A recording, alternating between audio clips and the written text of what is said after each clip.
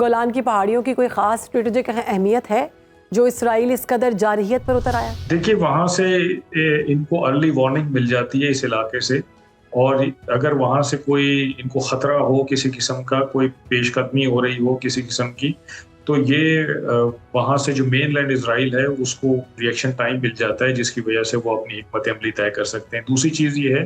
کہ ان کو یہاں سے یہ پتہ چلتا رہتا ہے کہ آس پاس کے علاقوں میں کیا ہو رہا ہے، اور وہاں پہ ان کا انفلوئنس رہتا ہے، ان کا عمل دخل رہتا ہے، یہ وہاں پہ اپنا اثر و رسوخ قائم کرنے میں کامیاب رہتے ہیں۔ تو اور پھر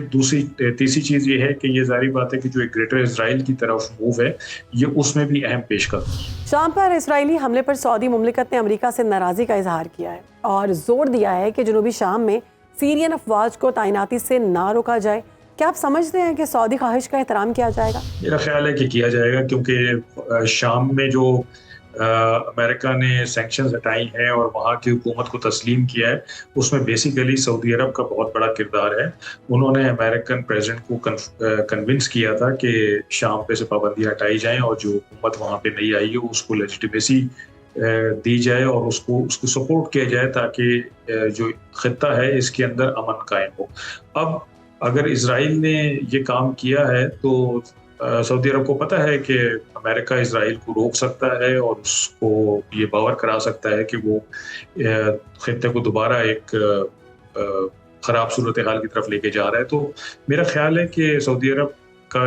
کافی انفلوئنس ہے اس وقت امریکہ پہ، اور خاص طور پر پریزیڈنٹ ٹرمپ پہ، اور ان کی بات ضرور سنی جائے گی اور اس پہ عمل بھی کیا جائے گا۔ اسرائیلی حملے نے شام میں اثر و رسوخ حاصل کرنے کی امریکی کوششوں کو نقصان پہنچایا ہے۔ مستقل درد سر کی صورت اختیار کرتی اسرائیلی خود سری پر امریکی اسٹیبلشمنٹ کیا رد عمل دے گی؟ کیا سمجھتے ہیں اس ساری سچویشن میں؟ دیکھیے اسرائیل نے کئی بار امریکہ کو مشکل صورتحال میں ڈالا ہے، اور امریکہ میں یہ خیال ظاہری بات ہے کہ لوگوں کے ذہن میں آتا ہے کہ ہم کیوں اسرائیل کو سپورٹ کرتے رہتے ہیں جبکہ وہ ہمیں مشکل حالات میں ڈالتا رہتا ہے۔ انٹرنیشنل لاء کی بھی خلاف ورزی کی امریکہ سے بھی کروائی، جنگوں میں امریکہ کو کھینچ لیا، امریکہ خواہ کسی اور کی جنگ میں شامل ہو گیا۔ لیکن یہ سمجھنے کی ضرورت ہے کہ اسرائیل کا ایک اچھا خاصا اثر و رسوخ ہے وہاں کے سیاسی نظام میں اور اقتصادی نظام میں، اور ماضی میں ہم نے یہ دیکھا ہے کہ جب بھی امریکن اسٹیبلشمنٹ، خاص طور پہ امریکن پریزیڈنٹس، اگر اسرائیل کے سے مختلف زاویے سے چیزوں کو دیکھتے ہیں تو ان کو نقصان اٹھانا پڑا ہے۔ اب اس کے پیچھے اسرائیلی لوبی کا ہاتھ ہے یا نہیں ہے یہ تو ایک الگ کہانی ہے، لیکن عام طور پہ یہی دیکھا گیا ہے کہ جب انہوں نے کوئی ایسا قدم اٹھایا ہے جو کہ اسرائیل کی مرضی کے خلاف تھا تو ان کو نقصان اٹھانا پڑا ہے۔ تیسری چیز یہ ہے کہ امریکہ کا اس خطے میں اسرائیل کی وجہ سے ایک سیاسی اور عسکری اثر و رسوخ ہے، اور اگر امریکہ اسرائیل کو سپورٹ نہ کرے تو اس خطے سے اس کا سیاسی اور عسکری اثر و رسوخ کم ہو سکتا ہے، جو کہ امریکہ نہیں چاہے گا، خاص طور پہ اس وقت جب چائنا کے ساتھ اس کی ایک راولری چل رہی ہے اور چائنا اس خطے میں انگریس کرنا چاہ رہا ہے اور کر بھی رہا ہے۔ آپ نے دیکھا کہ اس نے سعودی عرب اور ایران کا ریپروشما کروایا، جو کہ بہت بڑی بات تھی، اور اسی طرح وہ اور بھی بہت سارے یہاں پہ کام کر سکتا ہے، وہ اپنی اکنامک انفلوئنس کی وجہ سے یہاں پہ مقبول ہے۔ تو امریکہ بالکل نہیں چاہے گا کہ اس کا اس خطے میں کوئی اثر و رسوخ کم ہو چائنا کے اگینسٹ۔ اگر ہم بات کریں رجیم چینج کے بارے میں تو ایرانی پراکسی سے سعودی حمایت کی چھتری تلے آنے والے شام میں ترکیہ کے کیا سٹیکس ہیں؟ دیکھیے ترکیہ جو ہے وہ سب سے زیادہ اس کو کردوں سے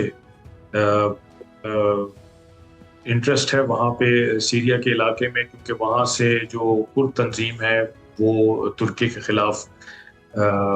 ہیں اور وہاں پہ کارروائیاں بھی وہ لوگ کرتے رہے، اور ترکی نے بھی سیریا کے اس علاقے میں 2-3 دفعہ اٹیکس کیے ہیں اور کردوں کے جو ٹھکانے ہیں ان کو اٹیک کیا ہے، اور اس کا سب سے بڑا انٹرسٹ یہ ہے کہ سیریا میں امن آنا چاہیے، سیرین گورنمنٹ جو ہے وہ پورے علاقے میں کنٹرول حاصل کر سکے، تاکہ یہ جو کردستان کا یہ کردوں کا مسئلہ ہے ترکی کے لیے کو حل کرنے میں مدد مل سکے۔ اسرائیل کے مقابلے میں شامی مزاحمتی طاقت کی حقیقت کیا ہے؟ کیا ضرورت پڑنے پر شام جنوبی علاقوں اور گولان کی پہاڑیوں کو صہیونی قبضے سے بچا سکے گا؟ یہ ساری صورتحال جو ہم دیکھ رہے ہیں یہ آسان ہوگا کیا؟ دیکھیے شام میں فی الحال تو کوئی ایسی میرے خیال ہے طاقت نہیں ہے کہ وہ اس وقت کسی ایسے ایڈونچر میں یا مس ایڈونچر میں پڑے جس میں کوئی دوسرا ملک شامل ہو، خاص طور پہ اسرائیل شامل ہو۔ شام اس وقت کافی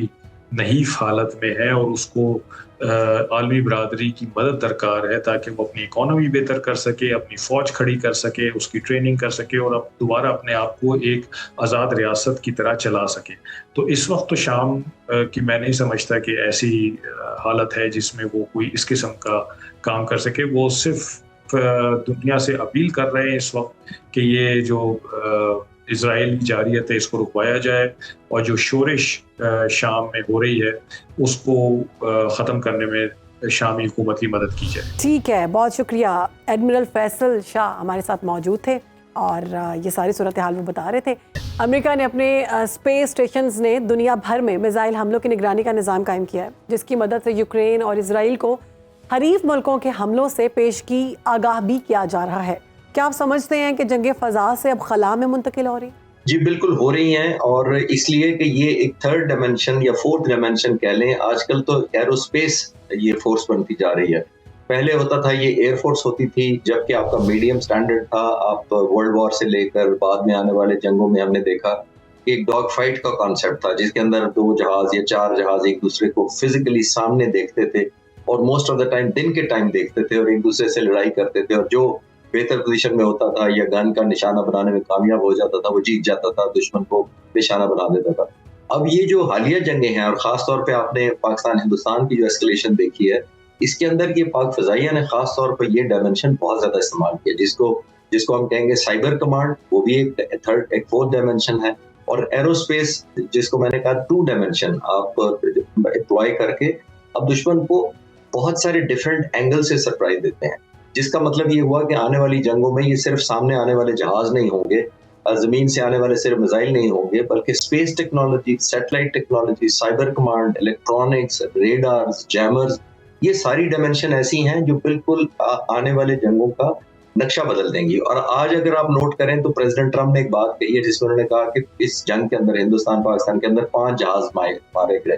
تو میں ایک اور چیز یہاں کلیئر کرتا چلوں کہ پریزیڈنٹ ٹرمپ نے، لوگ کہتے ہیں کہ جی پریزیڈنٹ ٹرمپ نے یہ تو نہیں کہا کہ پاکستان نے جہاز مارے، تو میں بھی شام کو ایک ٹیلی ویژن انٹرویو پہ یہ کہہ رہا تھا کہ جہاز اسی کو الاٹ یا ایلوکیشن یا ایک قسم کا نیومیریکلی الاٹمنٹ یا انڈرسٹوڈ ہوتے ہیں جو کلیم کرتا ہے۔ پاک فضائیہ نے کلیم کی ہیں تو انڈرسٹوڈ۔ ہندوستان نے تو آج کل نہ کلیم یہ کیا ہے کہ کتنے ان کے مارے گئے، نہ یہ کلیم کیا کہ انہوں نے کتنے مارے۔ تو اب آپ ایک اور چیز نوٹ کریں، پریزیڈنٹ ٹرمپ نے یہ بھی کہا کہ یہ جنگ نئے ایک فارم پر، ایک نئی ڈائمنشن پر لڑی جا رہی۔ یہ ایگزیکٹلی وہی جو آپ نے سوال کیا، یہ اسی ڈائمنشن کی طرف اشارہ کر رہے تھے جو پاک فضائیہ جس طرح لڑ رہی تھی، کیونکہ کنونشنل جنگ سے ہٹ کر پریزیڈنٹ ٹرمپ بھی اشارہ کر رہے تھے کہ نئی ڈائمنشن میں لڑی جا رہی تھی۔ نیو فارم آف وارفیئر انہوں نے لفظ یوز کیا، تو new form of warfare classic sense میں پاک فضائیہ نے اس دفعہ استعمال کیا ہے، جس کے اندر جو میں نے پہلے عرض کیا کہ سائبر اور ایرو اسپیس اور ٹیکنالوجی اور جیمرز اور الیکٹرانکس، یہ بہت ساری چیزیں تھی، اور وہی ہے میرا آخری جملہ اس سوال کے جواب میں یہ ہوگا کہ یہی وہ چیزیں تھی جس کی وجہ سے ہم نے ہندوستان کے بجلی گھر، grid station, train system knock out کیا، ریڈار سسٹم کو جیم کیا، کمیونیکیشن کو انٹرپٹ کیا، ریلوے نیٹ ورک کو ہٹ کیا، اور سب سے بڑھ کر ہم نے کئی ویب سائٹس ہیک کی، بلکہ ان کا ڈیٹا بھی ڈیلیٹ کر دیا۔ تو آپ نوٹ کریں یہ کلاسک جنگیں نہیں ہیں، یہ بالکل ایسی ڈائمنشن ہے جو دنیا نے پہلے ایسی جنگیں نہیں دیکھی۔